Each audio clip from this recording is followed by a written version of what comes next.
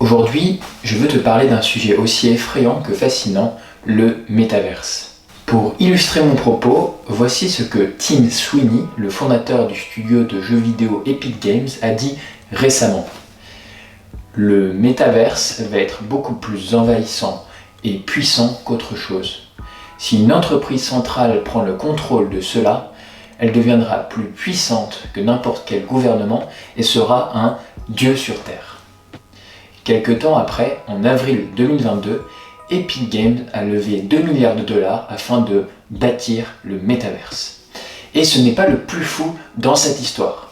Le 28 octobre 2021, Mark Zuckerberg annonce officiellement que Facebook est rebaptisé Meta et dédiera une large part de son activité à l'élaboration d'un métavers.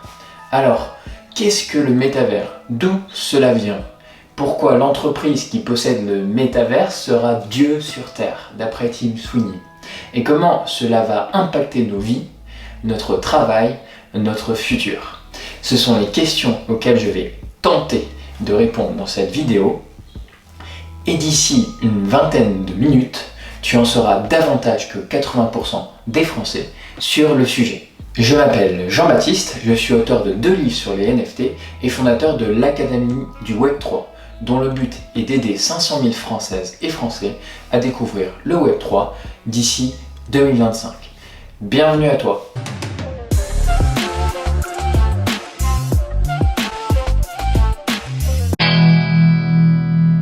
Dans cette première partie de vidéo, je te propose de définir ce qu'est le métaverse. C'est parti!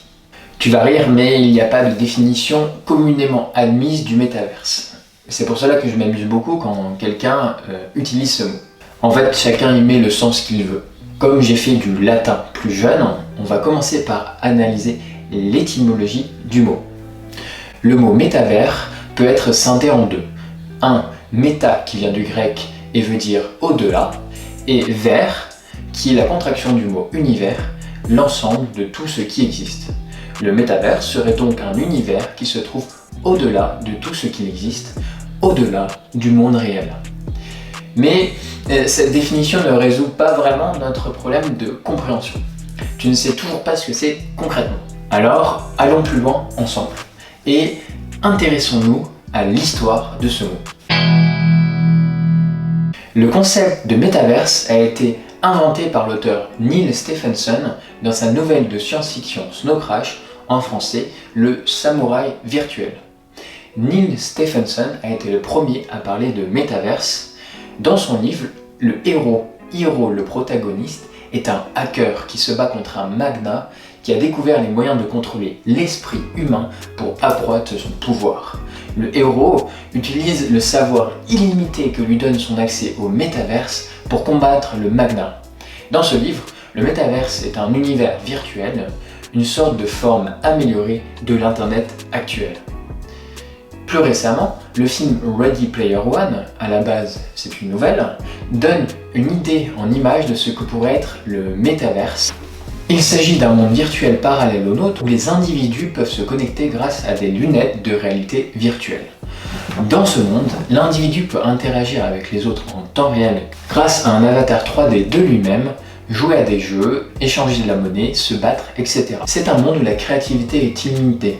Avec ton avatar 3D, tu peux escalader la pyramide de Gizeh, survoler les chutes du Niagara en deltaplane et même regarder la télévision depuis le sommet de la Tour Eiffel. Tu commences déjà à mieux comprendre ce que c'est, mais allons encore plus loin. Voici quelques définitions de personnes qui ont étudié le sujet du métaverse en profondeur. Par exemple, Matthew Ball, un investisseur américain et auteur d'un essai remarqué sur le métaverse, décrit celui-ci de cette manière.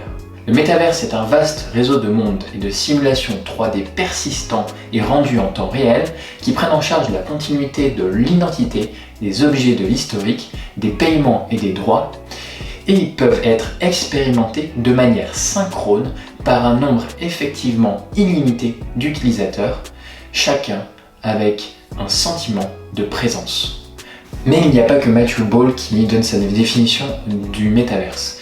De manière plus simple, voici comment Mark Zuckerberg le décrit. Le métaverse est un ensemble d'espaces virtuels où vous pouvez créer et explorer avec d'autres personnes qui ne sont pas dans le même espace physique que vous. D'ailleurs, dans une interview avec Lex Fridman, un chercheur du MIT, le fondateur de Meta a même dit que le métaverse serait un moment plutôt qu'un endroit. Ce serait le moment où les humains passent plus de temps en ligne que dans la vie réelle. Ainsi, certains d'entre nous seraient déjà passés dans le métaverse où ils y feraient un tour de temps en temps. Mais ce n'est pas la définition que je retiens personnellement. Pour moi, le métavers avec un grand M est l'idée qu'il y aura un seul monde virtuel où chacun pourra jouer à des jeux, regarder des films, sortir, danser, visiter des musées et même surfer sur le web. Cela serait le futur d'Internet en beaucoup plus immersif. Voilà, j'espère que tu as mieux compris. Le métaverse va tout simplement être le futur d'Internet. Maintenant, rappelle-toi des propos du début. Tim Sweeney disait que celui qui possède le métaverse sera Dieu sur Terre. On peut imaginer que celui qui possède le futur d'Internet sera en effet ultra puissant. Mais est-ce vraiment possible qu'une seule personne possède ce métaverse? Dans les 2 minutes qui suivent, tu vas voir qu'une bataille fait rage entre les partisans d'un métaverse ouvert et de ce qu'on appelle un métaverse fermé. C'est parti. Dans le film Ready Player One, une personne ou une entreprise peut justement posséder le métaverse. C'est ce qu'on appelle le métaverse fermé. Or, si une personne possède le métaverse, comme on l'a dit, il va être ultra puissant, plus que tout gouvernement, un peu comme Dieu sur Terre. Cela peut se passer si Meta gagne la possession de cet endroit. Heureusement, beaucoup d'entreprises ont une vision différente de Meta concernant le métaverse. C'est le cas justement de Tim Sweeney et bien d'autres qui sont les défenseurs d'un open metaverse ou métaverse ouvert.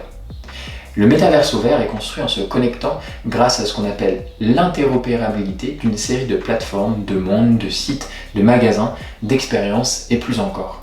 Il s'agit donc d'une version Web 3 du métavers dans laquelle les joueurs pourront voyager de Fortnite à Roblox en passant par Oculus.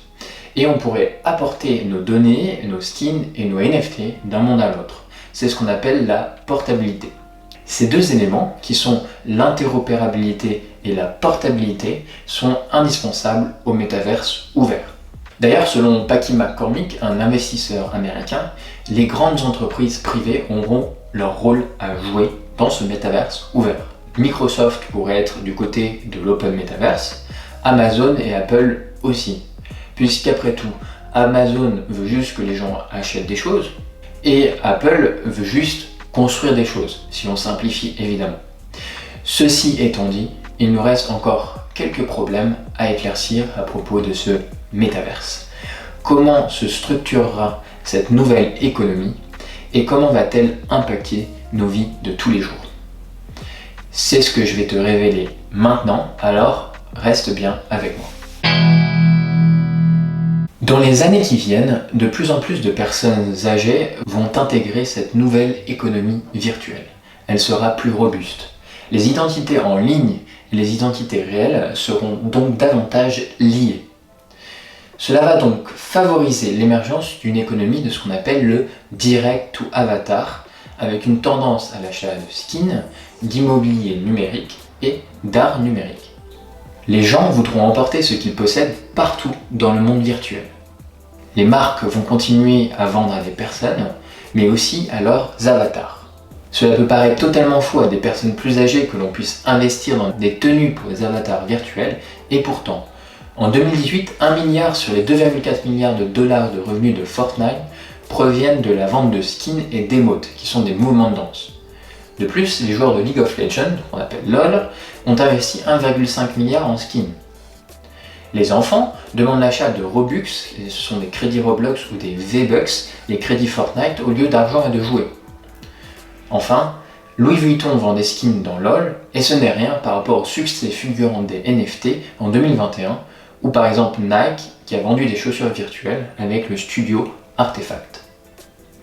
Le direct to consumer DTC a dématérialisé la chaîne d'approvisionnement de 40% et a permis de nouveaux modèles commerciaux. Le direct to avatar va dématérialiser le reste de la chaîne d'approvisionnement, permettant aux marques et aux créateurs de vendre directement aux avatars. Le métaverse va donc créer une nouvelle économie avec une tonne de nouveaux métiers dont on n'imagine pas encore la variété.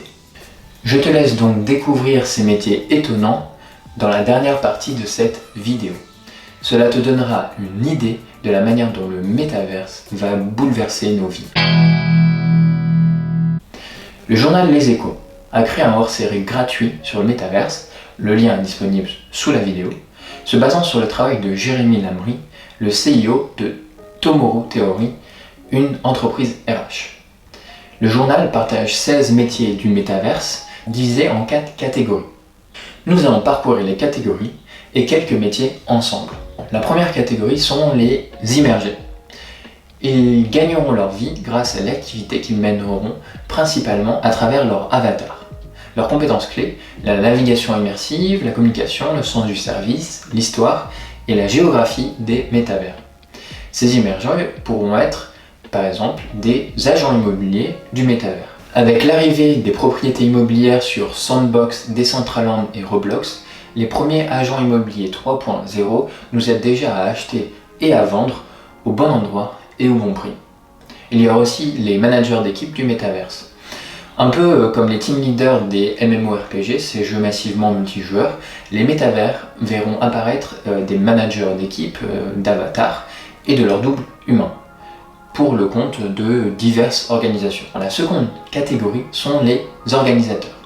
Leur travail sera directement lié au bon fonctionnement des écosystèmes métaversiens, leurs compétences clés, sens du réseau, rigueur, négociation, expertise technique. Ces organisateurs pourront être par exemple les avocats du métavers. Ils protégeront vos intérêts lors de transactions d'affaires dans le métaverse. Ils seront spécialisés dans la blockchain et pourront comprendre et transcrire les propriétés des contrats intelligents que vous signerez, comme par exemple pour les artistes ou les créateurs, les taux de royalties.